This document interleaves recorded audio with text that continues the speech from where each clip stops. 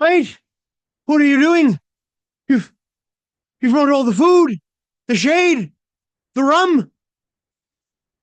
Gone. Why is the rum gone?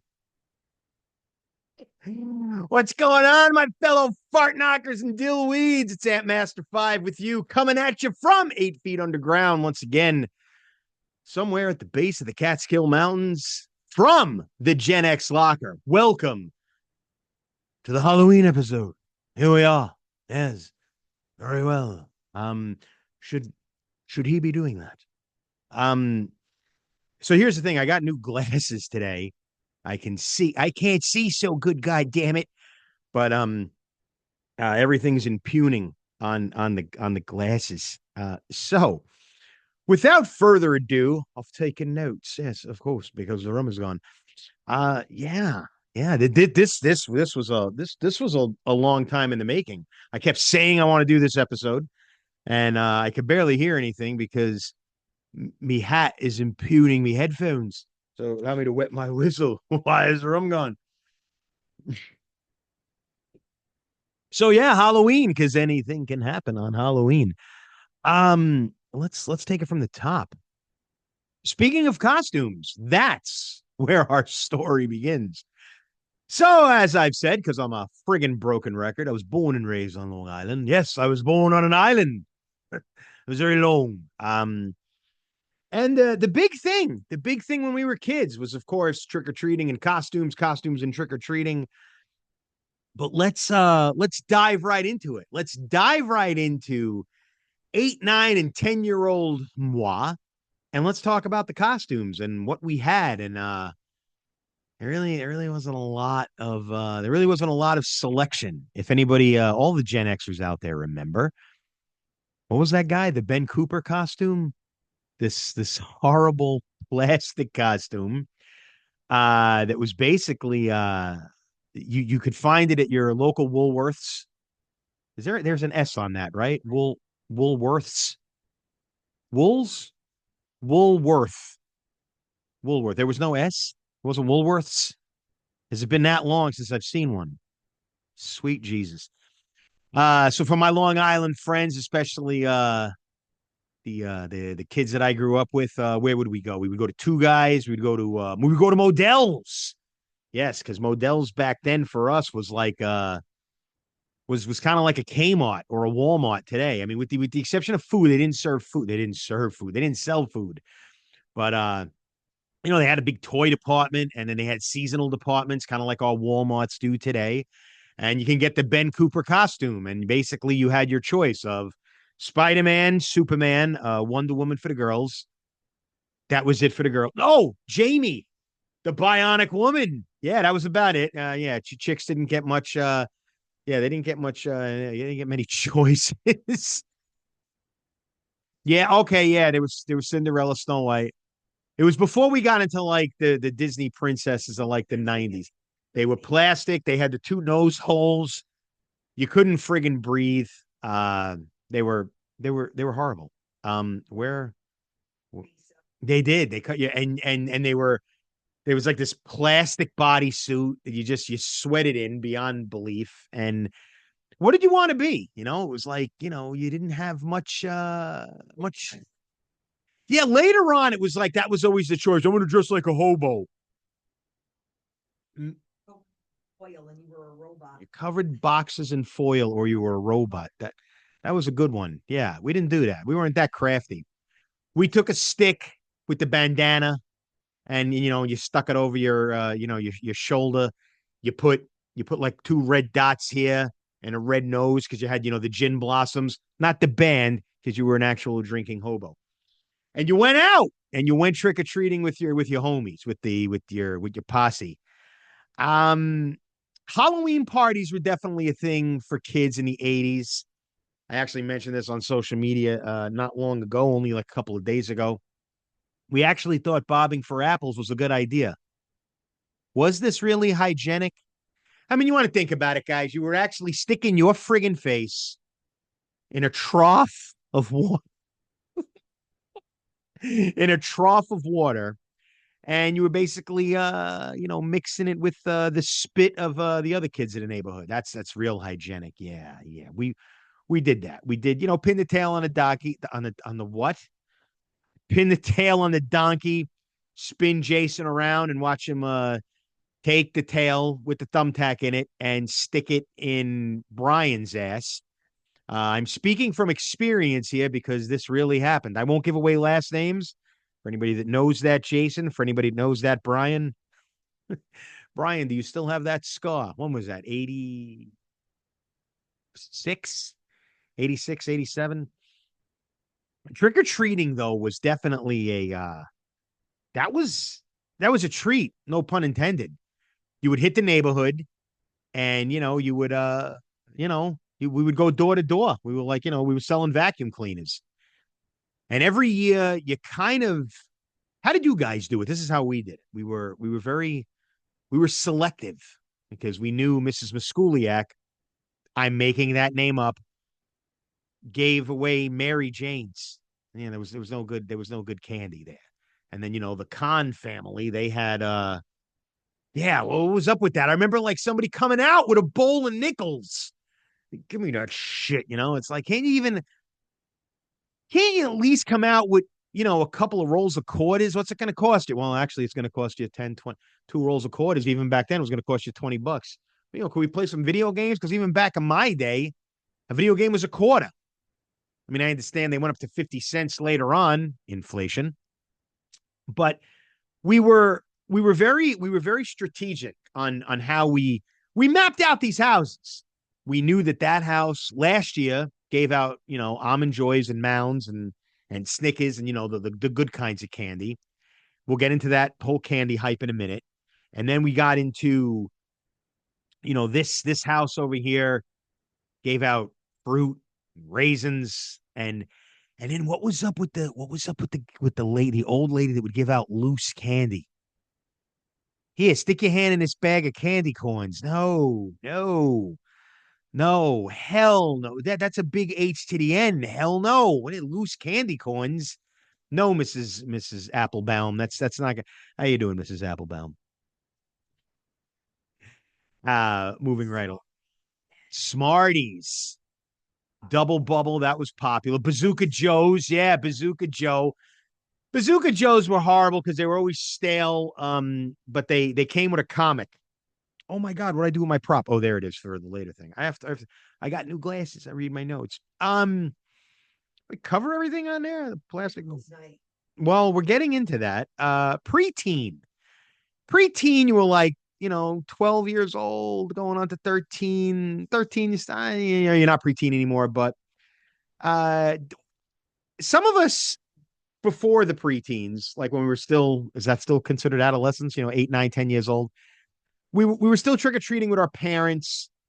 They would pull us up to the block in a station wagon. They'd let us out. Excuse me, Burger King. They would line us up. It's like a firing squad. No, but like the station wagons would be lined up. The Plymouth Voyages would be lined up. On the curb there, and we would all be congregating. I still have a post-it note on my finger. We would be congregating on the sidewalk, and then we'd be like, okay, we're gonna hit this house, and this house over there, and then the caravan of caravans would move down the block, and then they'd park again, and then park again. That's how it was. I remember that for a while. Then some parents just didn't give a shit.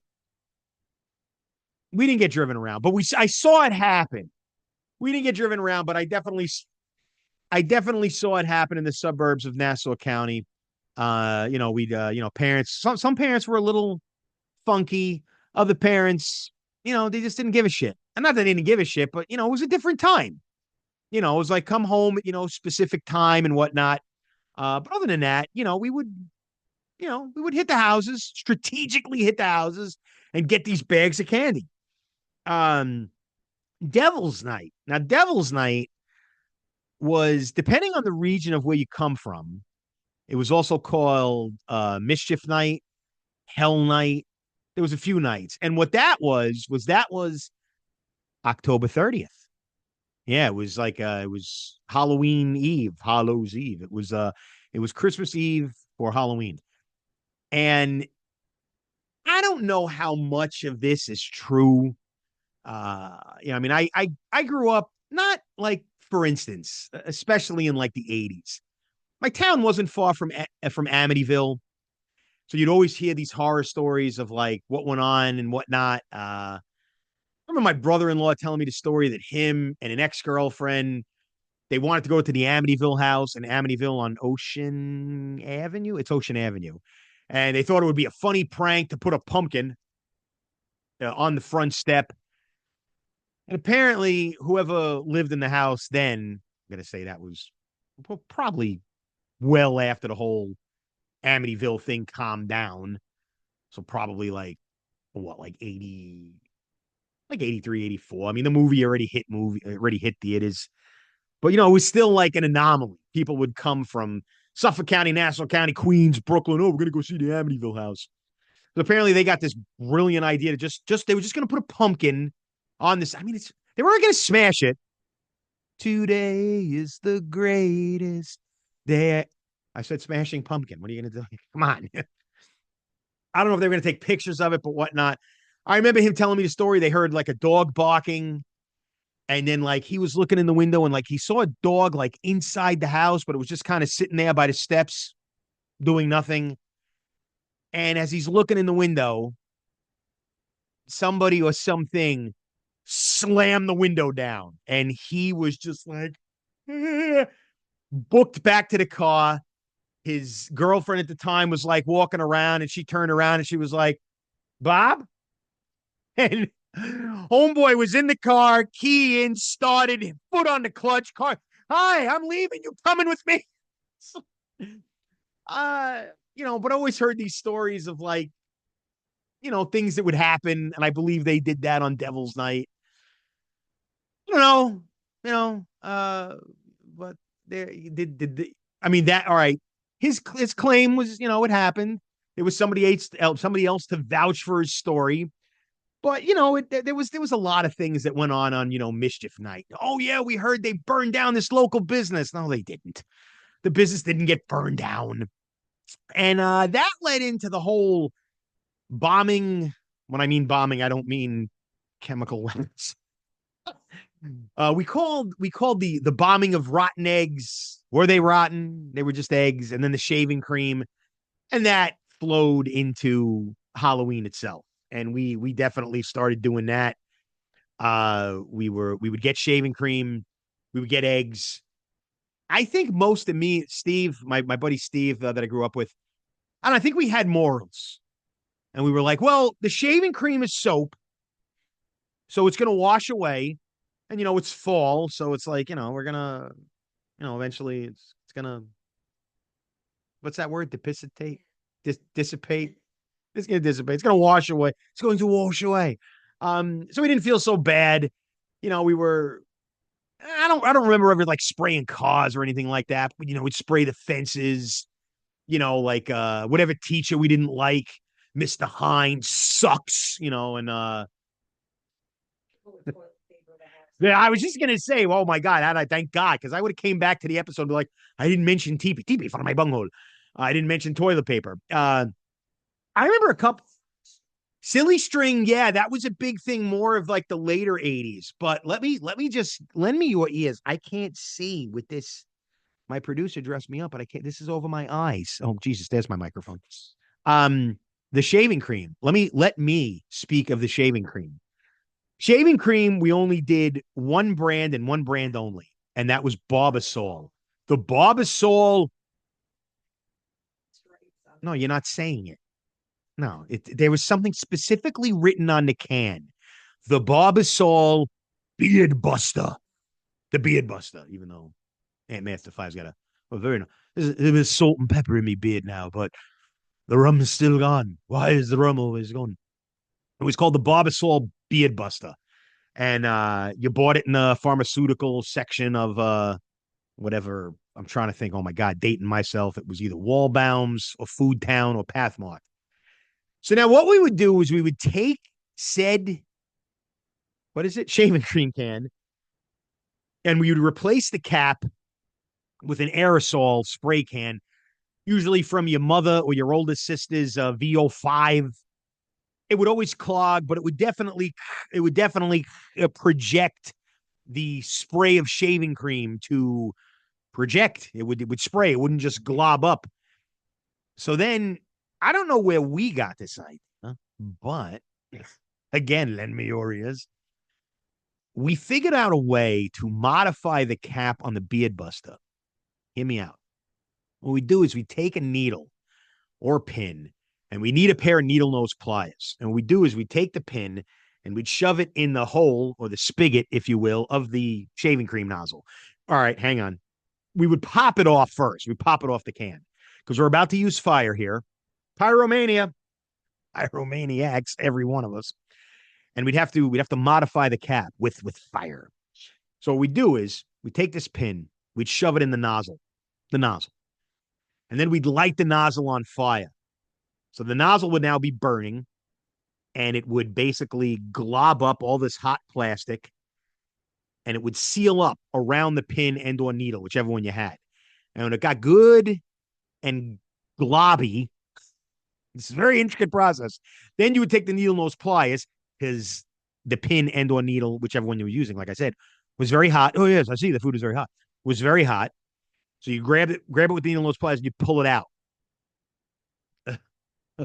You'd pull out. That's how we all got here. Nobody did that. You'd pull it out, and then you made this pinhole in the nozzle. So it was now under more pressure. So it would, ooh, there's my pop filter. Pressure, under pressure. I went pressure.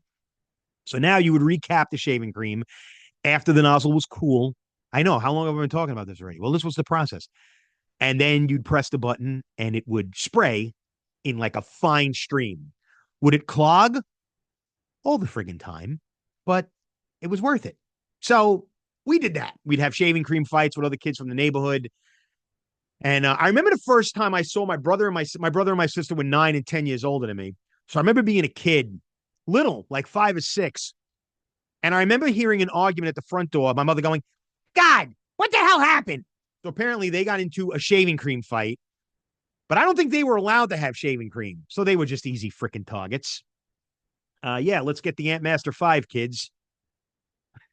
That's not my last name. But I remember my brother and sister being at the front door. I come out of my bedroom and I'm like, what's going on? What's all the yelling?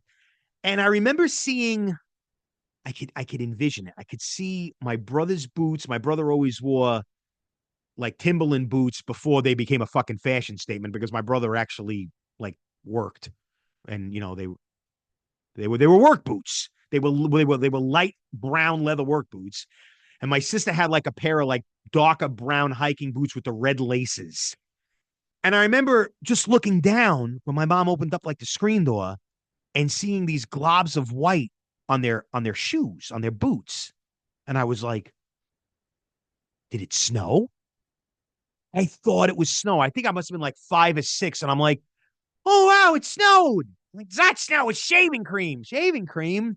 Why is there shaving cream outside? I had like no, I was just like totally like bewildered about this. Uh but the shaving cream thing was definitely it was oh God. I mean, we looked forward to it. And we did, especially like 13, 14, me and Steve, especially. And we incorporated into the trick or treating. So we were still hitting houses at 13, 12 and 13 years old, but we were, we still had shaving cream cans in our hands and we were still collecting candy. And then, oh, dude. Idiot would show up with the gel shaving cream. Yeah, who was that idiot? Oh, I remember a kid. I remember a kid on the school bus. He either had, do I have a prop? I don't have a prop. Hand me that EMS hat over there, and I'll show you what this kid did. I remember this kid on the school bus. Halloween fell on a weekday, and I remember this kid having shaving cream in his book bag. And he didn't have the nozzle melted, and he didn't have an aerosol cap. And this jackwagon took his hat off, and he was filling his hat with shaving cream and then slapping it on people on the bus. You're a moron. I was like, what tool does that? This kid, who was that? That's gonna bother me all night now. I can remember that. what? I can see his face. Oh, what a rat. But what are you doing? What are you doing with that? Oh, and that was another thing. I always remember it was like, we're going to get into urban myths in a second. But I always remember that. It's like, oh my God, that's not shaving cream. It's Nair. Yeah. Or I forget, there was another hair removal product. I remember hearing about it, but I don't remember seeing it, so to speak. So moving right along, uh, CBS, Dan Ingram, CBS FM. No. CBS, Columbia Broadcasting Company, but Channel 2 for those of us that grew up in the five boroughs and or Long Island. I got 13 channels of shit on the TV to choose from. CBS always had the Halloween specials. They're all escaping me right now, with the exception of the Charlie Brown, the Peanuts episode, and the Great Pumpkin. I'm thinking, what? That's really all there was. Yeah, I mean, there was. I was gonna say, was there a Garfield Halloween episode? Can anybody confirm that? But I always remember it's the Great Pumpkin. Charlie Brown was like the big one. That was the big one, which later turned into the Great Dolomite. Well remembered. All right, Chauncey. And I could, I mean, I can remember every element of the CBS Charlie Brown special. And it was I got a candy bar, I got gum, I got a lollipop, I got a rock. And Linus was literally having just poor Linus. He was just stricken with anxiety over the Great Pumpkin. And would the Great Pumpkin rise in the pumpkin patch? And didn't Snoopy wind up fucking with him in the end? Like Snoopy was the one that like rose up out of the pumpkin patch, and poor Linus passed out because he was finally going to meet the Great Pumpkin, and it was really Snoopy. And I so with the myth of the Great Pumpkin, there were oh my God, I could still see Roger Grimsby, ABC News, speaking of the Halloween candy scares. That's when that started. Yeah. Were these really in apples? Did anybody really did you get an apple with a friggin' razor blade in it? I didn't. Um, I never got an apple. Unfortunately, there were a couple of families in my neighborhood. So like where I grew up on Long Island, we would cross Hillside Avenue and it was like the other end of town. For some reason, those were always the coolest. Steve lived over there. And then my other friends that lived in Willie Park, I don't know, they all had better candy. My neighborhood, they were the outside light shutters. It was like, oh, it's 6 o'clock. Click. I know. I should have brought a bag for a prop. I got a bag, and you're friggin' filling it. Get out of here. Get out here right now, Mrs. Rabinowitz, and save your friggin' uh, plate of nickels. But there were definitely a few old ladies that smelled like mothballs that would give out fruit, give out apples. So that was like a big thing. Oh, there's razor blades in the apples. But I don't think, I mean, I could consult the Google machine. I don't think it was ever confirmed. I don't think anybody ever found it. I really think it was an urban myth. I really, honest to God, think it was an urban myth. But I remember, Sure, a kid with a bloody mouth. I don't remember that. There was no kids with a bloody mouth on the news. Come on. ABC News with Connie Chung. No, she was NBC. Connie, I don't know, whatever. I didn't see that. It was all this hype. Somebody said it. There was no internet. So it was like, tell a friend, telegraph, telephone, tell your Aunt Cora. I need a prop. Ellen, I'm telling you right now, they're sticking razor blades in the apples. So tell Anthony, tell Angela, tell Melissa to all be careful. In fact, they shouldn't even go out trick or treating because they're also putting strychnine in the Butterfingers. It's a true story. And then there's ricin. They're putting ricin in the Tylenol, and they're putting it in the Three Musketeers. One of my grandmother's cousins, all of my grandmother's sisters, they would fall into that on the Wednesday night haze of smoke and playing pinochle or pisha pasha, whatever the frig they had.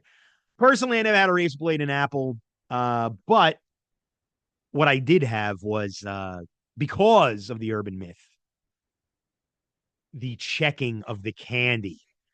So Steve and I, we would come home from trick or treating, and man, if Halloween fell on like a Friday or a Saturday, one of us would be spending the night at the other person's house. Now, Steve came over to my house only one Halloween. I always remembered that. And he basically took one look at my neighborhood and he was like, Aunt, your neighborhood sucks. This sucks. People are shutting their freaking outside lights. There's some old man in the bushes over there with a fucking hose. Like, what this sucks. We're not getting any, like, whatever year we did it, it was like, we're never, honest to God, I think I only remember trick or treating in my neighborhood one time. And just like, this sucks. So we always went across the other side of Hillside Avenue, went into that section of New Hyde Park, and that's where we dropped anchor. That's where the houses got hit. And not hit as in we didn't egg anybody. Well, we might have, but those were that was pristine real estate. That's where the good candy was. Yeah, like I said, every once in a while you got somebody giving out raisins, but absolutely the neighborhood I live, the neighborhood I live in now is we get a slew of trick or treaters here. But I will say if trick or treating, if Halloween fell on a weekend and it fell on a Friday night and or a Saturday night, like I said, I would go to Steve's house and I'd spend the night there, bring my sleeping bag, got it. Like I said, I started playing guitar at 13, so my acoustic guitar came with me, and we get home at like probably like an hour after sundown. We were out still like after the street lights came on, we were still out there doing our thing. And I remember like divvying up all the candy on his bedroom floor, playing Nintendo. God damn, those were great memories. Those were great. I mean, then we trade out our candy. Okay, I'll give you this, give you that. And so yeah, man, I miss those days. I miss them. I absolutely miss them. I forgot her name in whatever her name was in Pirates of the Caribbean. I know it's Elizabeth. Yes, Elizabeth. I miss those days. Present day, now you got the hype, and the hype starts very early. It starts in like August, and you got social media, and they're just force feeding you candy. I mean, candy is hitting the stores at like August. It's hitting the stores in August, and now and the stores. You're starting to not starting. I mean, we have specialty stores for Halloween. You have the Spirit of Halloween, um, and you have in Party City. That was like the precursor to like it. I remember that Party City started it, and it was like they were all decked out. They had like whole Halloween aisles if you wanted to have a Halloween party. Are people still having? I mean, do people still have Halloween parties? Sam's Club would definitely do it. And yes, if you wanted to buy your candy in bulk, here you go. You have, a whole slew of, 500 Butterfingers at a time. And, the decorations and everything. And I mean, it's out of hand. Don't get me wrong. But, I mean, I will say I do enjoy it. It seemed the hype back then was almost like under the radar. And it was all like you were planning everything in a week. It was like, all right, around like the 22nd of October. I was like, oh God, what am I going to be? Now, like I said, once summertime, right?